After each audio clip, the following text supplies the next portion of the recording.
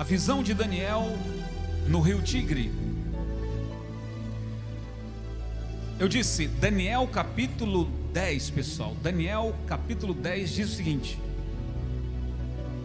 no terceiro ano de Ciro, o rei da Pérsia, foi revelada uma palavra a Daniel, cujo nome é Beltesazar. A palavra era verdadeira e envolvia grande conflito. Ele entendeu a palavra e teve a inteligência da visão. Naqueles dias, eu, Daniel, pranteei durante 3 semanas. Ele chorou durante 3 semanas. Manjar desejáveis não comi, nem carne, nem vinho entraram na minha boca, nem me ungi com óleo algum, até que passaram as 3 semanas inteiras. No dia 24 do primeiro mês, estava eu à borda do grande rio Tigre.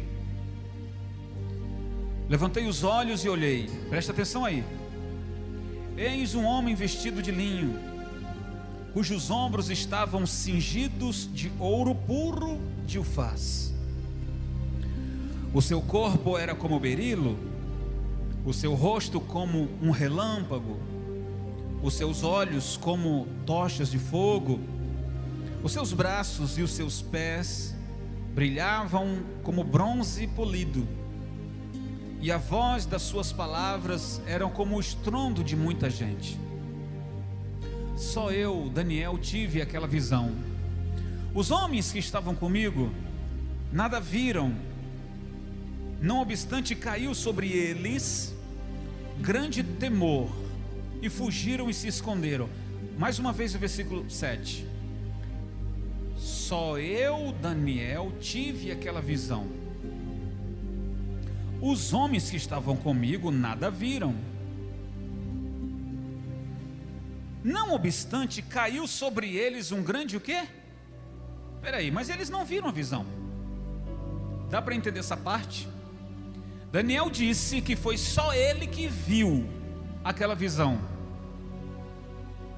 E diz que os homens que estavam com ele, o que eles fizeram? Por grande temor, eles fugiram e se esconderam. Gente, isso aqui foi algo tremendo. Algo tremendo aconteceu nesse dia. Como é que só Daniel viu? E os outros que estavam, eles não viram, mas sentiram. Você está me entendendo? Não viram, mas sentiram que algo estava acontecendo. Hoje de madrugada, aqui em Fortaleza, choveu tanto. E teve trovões. Não teve trovões essa noite, essa madrugada? Trovões, que teve gente que até quase caiu da cama. Faço questão de falar isso apenas para registrar que os homens não viram, mas sentiram. Eu não vi o trovão nessa madrugada, mas eu ouvi, eu senti. Deu para entender agora? Vamos lá, versículo 8. Fiquei, pois, eu só e contemplei essa grande visão, e não restou força em mim. O meu rosto mudou de cor, se desfigurou, e não tive força alguma. Contudo ouvi a voz das suas palavras, e ouvindo-a, caí sem sentidos, com o rosto em terra. O negócio foi violento, né? Continua. E eis que certa mão me tocou, sacudiu-me e me pôs sobre os meus joelhos e as palmas das minhas mãos. Então ele me disse: Daniel, homem muito amado, está atento às palavras que eu vou te dizer? Levanta-te sobre os pés, porque eis que te sou enviado. Ao falar ele comigo essa palavra, eu me pus em pé, ainda tremendo. Então me disse: não temas, Daniel, Porque desde o primeiro dia em que aplicaste o coração a compreender e a humilhar-te, volta só um pouquinho, pessoal. Olha o que o anjo está dizendo. Porque desde o primeiro dia em que aplicaste o coração, quero traduzir essa palavra, aplicar o coração, em que houve interesse de Daniel. Para quem perdeu o estudo dos primeiros capítulos, o livro de Daniel, nos primeiros capítulos, capítulo 8 e 9, diz que Daniel estava lendo a profecia do profeta Jeremias. E quando ele leu aquela profecia de Jeremias, Jeremias profetizou que o povo de Israel seria cativo por 70 anos, Jerusalém seria destruída. E de fato o povo ficou cativo, inclusive Daniel, era o tempo dele, ele também ficou no cativeiro. E diz a Bíblia que ele aplicou o coração para entender aquela profecia, ou seja, ele se debruçou sobre ela, ele quis entender melhor ela, e ele entendeu. Ele entendeu quando já estava nos últimos anos, o período era 70 anos, já estava então nos últimos tempos dos 70 anos, quando ele entendeu, e ali ele passou a orar. A partir dali, Daniel ora dizendo a Deus: Senhor, agora entendi por que o Senhor nos tirou de Jerusalém. Rapidinho aqui, pessoal, vamos uma explicação rápida aqui, antes da gente continuar. Por que Deus permitiu com que o povo ficasse cativeiro na Babilônia? Saíssem de Judá, saíssem de Jerusalém e fosse para a Babilônia, no Iraque. Deus tinha dado uma lei para o povo obedecer. Eles iriam trabalhar 6 dias e descansar no sábado, no 7º dia. Eles iriam plantar durante 6 anos, no 7º ano a terra também iria descansar. Quem foi que obedeceu isso? Eles quebraram essa lei de Deus. Então, pelo fato deles terem quebrado essa lei de Deus, Deus então os forçou a sair da terra. Deus forçou o povo a sair. Vocês não vão obedecer não? Então Deus forçou eles a saírem, permitiu que Nabucodonosor os escravizasse por 70 anos.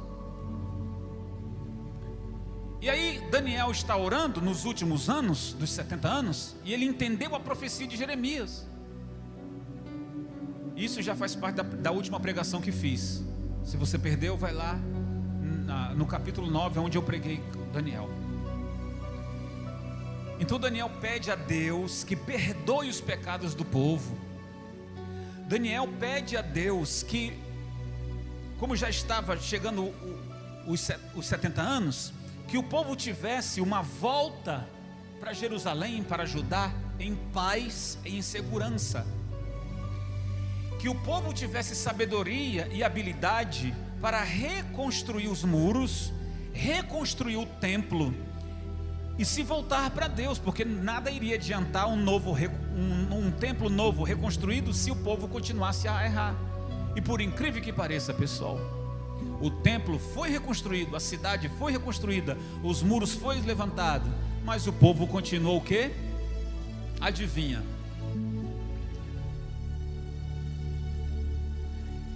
E aí agora você vai começar a entender a explicação pela qual vamos ler aqui, onde parei. Essa visão que Daniel teve. Ele estava no rio Nilo, junto com alguns companheiros. Eles estavam orando. Pelo menos Daniel estava orando já num propósito, para que Deus abençoasse a volta do povo para Jerusalém, para Judá. Daniel sabia que não seria fácil reconstruir a cidade, fazer com que aquele povo se voltasse para Deus. Ele estava preocupado. E ele passa a orar. Como o anjo disse: Daniel, desde o primeiro dia em que você passou a compreender, você aplicou o seu coração e a compreender e a humilhar-te perante o teu Deus, foram ouvidas as tuas palavras, e por por causa das tuas palavras é que eu vim. Ou seja, Deus mandou o anjo. Continuo. Mas o príncipe do reino da Pérsia me resistiu por 21 dias. Porém Miguel, um dos primeiros príncipes, veio para ajudar-me, e eu obtive vitória sobre os reis da Pérsia. O que os reis da Pérsia faziam mesmo com o povo de Deus? Escravizava. Agora vim para fazer-te entender o que há de... Preste atenção aí, pessoal. O anjo disse: eu vim agora para fazer você entender o que há de suceder ao teu povo nos últimos dias. Adivinha que últimos dias seria esse? Porque a visão se refere a dias ainda distantes. Ou seja, Deus estava falando para Daniel que essa visão ou essa revelação que seria dado a ele não seria para o povo daquela época, e sim para o povo de outra época. Adivinha qual é essa época? Ao falar ele comigo essas palavras, dirigi o olhar para a terra e calei. E eis que uma como semelhança dos filhos dos homens me tocou os lábios. Então passei a falar e disse àquele que estava diante de mim: meu Senhor, por causa da visão me sobreveio dores, e não me ficou força alguma. Como, pois, pode o servo do meu Senhor falar com meu Senhor? Porque quanto a mim, não me resta já força alguma, nem fôlego ficou em mim. Então me tornou a tocar aquele semelhante a um homem, e me fortaleceu, e disse: não temas, homem muito amado, paz seja contigo, sê forte, sê forte. Ao falar ele comigo, fiquei fortalecido, e disse: fala, meu Senhor, pois me fortaleceste. E ele me disse: sabes por que eu vim a ti? Eu tornarei a pelejar contra o príncipe da Pérsia. Presta atenção, gente, no detalhe. O anjo dizendo: eu tornarei a pelejar contra o príncipe da Pérsia. E saindo eu, eis que virá o príncipe da Grécia. Ou seja, e quando eu derrotar os persas, o anjo dizendo: quando eu derrotar os persas, vai se levantar outro, o príncipe da Grécia. E esse príncipe da Pérsia aponta, sabe para quem? Para o Alexandre o Grande. Então o anjo está falando para Daniel, dizendo: olha, eu vou vencer esse aí, mas depois que eu vencer, vai se levantar outro. Esse virá da Grécia. Mas eu te declarei o que já está expresso na escritura da verdade, e ninguém há que esteja ao meu lado contra aqueles, a não ser Miguel, vosso príncipe. Escute, pessoal, nós estamos fazendo o estudo do livro de Daniel. Acabamos de ler o capítulo 10, sendo que a explicação do capítulo 10 se dará, aqui lemos a visão. Daniel não teve um sonho, foi uma visão, assim como você me vê através do vídeo. Daniel viu o anjo do Senhor. Portanto, a explicação do capítulo 10 se dará no capítulo 11 e 12. Mas vamos ao contexto do capítulo 10. Como disse, Daniel estava prestes a então chegar à terra prometida, ou a Jerusalém. E parece que nada estava acontecendo, porque já estava ali no final, e as coisas continuavam as mesmas. E só Daniel passou a orar e jejuar. E aqui disse que ele, por 21 dias, ele não quis comer, ele não quis beber vinho. O povo judeu tem o costume de se ungir o alto da cabeça quando está em jejum, mas nem isso ele fez. É como se ele estivesse só aplicado ali, a entender aquilo, focado naquilo. A consagração de Daniel foi tão forte naqueles dias, que Deus enviou o seu anjo. E quando o anjo apareceu a Daniel, ele ficou trêmulo, suas pernas tremeram, seus joelhos não se seguravam e ele caiu. O semblante de Daniel ficou desfigurado, ele nunca tinha visto algo tão maravilhoso.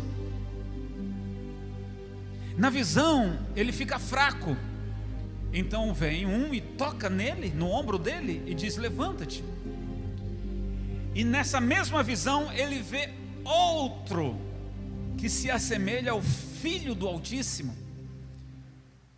Quem seria esse? O Filho de Deus? E ele pergunta para o primeiro: quem é este? Ele fica tão emocionado e ele entende que aquilo era a presença de Deus, o enviado de Deus. E ele diz: meu Senhor, como pode? Eu sou um pecador. Como pode eu, um pecador, falar com o Senhor? Você percebe a preocupação de Daniel de ser exterminado por Deus? Você percebe que Daniel, ele está dizendo: Senhor, eu não sou digno. E olhe que Daniel era um homem de oração. Ele orava quantas vezes mesmo por dia? Ele orava 3 vezes todos os dias. Daniel era um homem que os seus algozes procuraram nele uma falha para poder acusá-lo ao rei, e não encontraram. Foram obrigados a fazer o rei assinar um decreto para que Daniel fosse achado em falta. Esse mesmo Daniel é o que diz: Senhor, eu não sou digno de falar contigo. Imagina o povo de hoje. O povo de hoje que não tem nenhum pingo de temor para com Deus, com as coisas de Deus. Imagina, a gente fala isso com muita tristeza, pessoal. As pessoas hoje, elas, por nada, elas se desviam da fé. Por nada elas se deixam esfriar. Me preocupo nesse momento de pandemia, de lockdown, de toque de recolher, das pessoas não poderem cultuar na igreja. Me preocupo por algumas pessoas, por conta disso, deixarem de orar, deixarem de ser fiéis a Deus, deixarem de buscar a Deus. Eu pergunto, não é isso que Satanás quer? Que você se esfrie na fé, que você deixe de orar? Mas um anjo diz para Daniel: não, Daniel, você está enganado. Desde o primeiro dia que você aplicou o seu coração para orar, desde o primeiro dia que você passou a orar e jejuar, foram ouvidas as suas palavras, a sua oração chegou lá, Daniel. Eu te sou enviado, eu vim aqui por causa das tuas palavras. Você é um homem muito amado, Daniel. Imagina o anjo dizendo para ele, que tinha acabado de dizer: quem sou eu para falar com o meu Senhor? E o anjo dizer: eu te sou enviado, você é um homem muito amado. Glória a Deus. É isso que a oração, que a entrega, que a busca em Deus faz, nos aproxima de Deus. A oração é um relacionamento com Deus. O jejum é um momento onde você se consagra, dedicando o vosso tempo para Deus, para consagrar sua vida para Ele. E é nesse momento que Deus envia o seu poder a resposta, os seus anjos, a sua presença, para fazer você entender que você também é amado dele. Não pare de orar. O anjo faz uma revelação para ele: ô Daniel, tua oração foi ouvida no primeiro dia, só que teve um problema. Eu tive que lutar contra o príncipe da Pérsia. Nós não podemos esquecer, pessoal, que na Babilônia, Daniel pegou o tempo de Nabucodonosor. Daniel pegou o tempo do filho dele, o Belsazar. Daniel pegou o tempo de Dário, ou Dario. Daniel pegou o tempo de Ciro. Então, quando o reino de Belsazar foi cortado, lembra da visão na parede? E que Deus disse para Belsazar que Deus tinha achado ele em falta e o seu reino tinha sido cortado. Naquela mesma noite ele morreu e Deus entregou o reinado dele nas mãos dos seus inimigos, que eram os medos e os persas.